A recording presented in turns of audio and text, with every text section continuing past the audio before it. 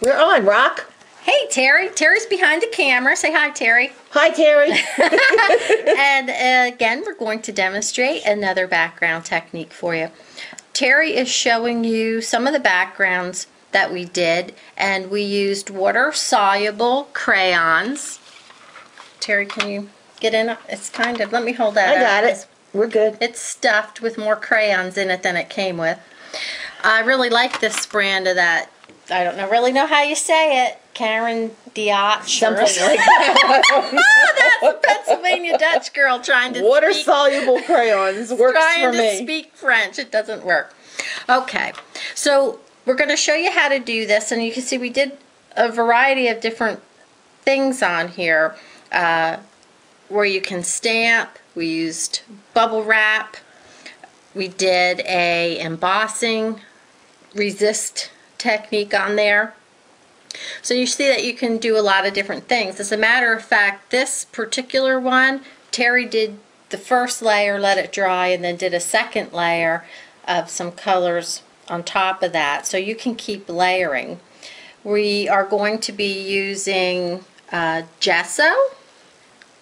Can you get that, Terry? Yep. And any kind of gesso that's your favorite's fine. This one happens to be Liquitex. That's what I use, but I don't think Terry uses that. Terry? No, I think I have Is the yours Liquitex? Yeah. Another thing that we're going to be using is a Versamark pad. I'm not actually going to show you how to do this, but this is for the resist technique that I'll go into depth with. So a Versamark pad, and then I used a white embossing powder, which you can actually see has a little speck of black in there. So that's not supposed to be in there, and it's not a dead bug, Terry. It's actually black embossing powder. Oh, God. And so let me just move these out of your way to show you. So what I did was I actually stamped on the white plain paper and did an emboss white on that. And then I used my crayons, and then when you take a paper towel over top of it, the color comes off and shows you the white.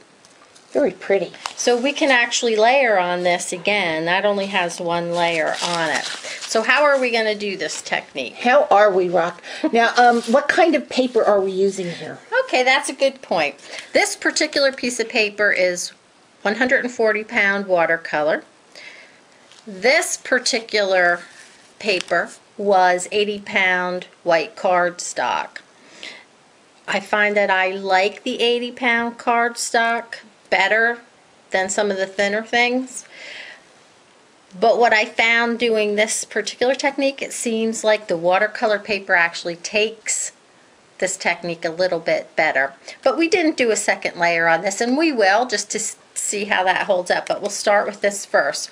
So what are you going to need? You're going to need a brush, and you kind of want to get the water off of it somewhat. You don't want a dripping brush. And this is a cap full of gesso. You're going to take the crayons, and this is a very haphazard technique. You're just going to scribble on here with some, I probably should have had my crayons ready first. That's right? okay. I'm making Terry work for her money today, which is nothing, I might add. No, but the cake was delicious. Terry had love cake today. I made her. Yes, okay.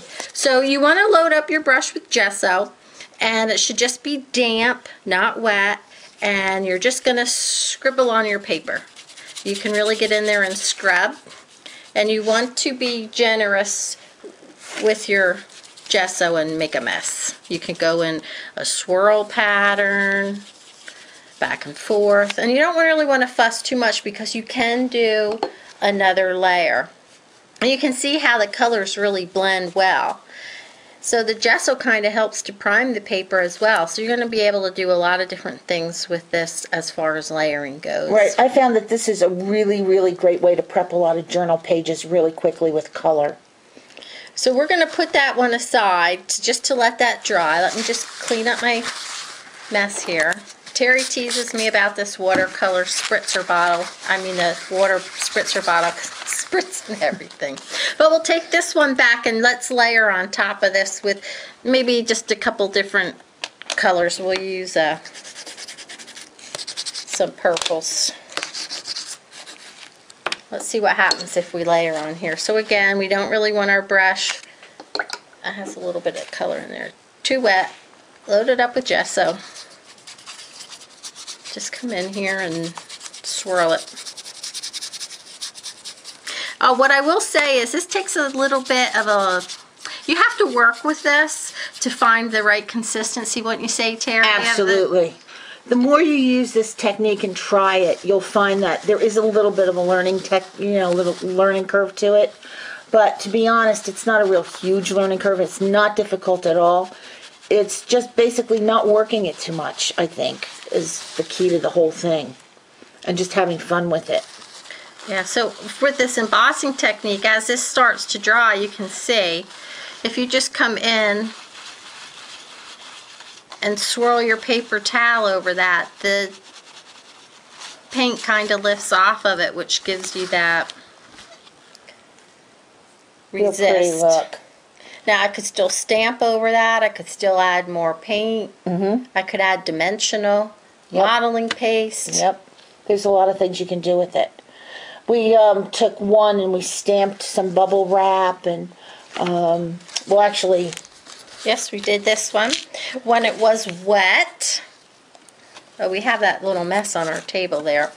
Let me just wipe that up there. When the paint was wet, we laid this particular piece of bubble wrap on the wet one, and when we lifted it up, it had paint on it, and laid it on here and smushed that down. We actually like the way this turned out better, but this was actually the wet piece that we laid the bubble wrap on, and then we laid the bubble wrap with the wet paint on this one. So you can see how you have two different effects just from that one piece of bubble wrap.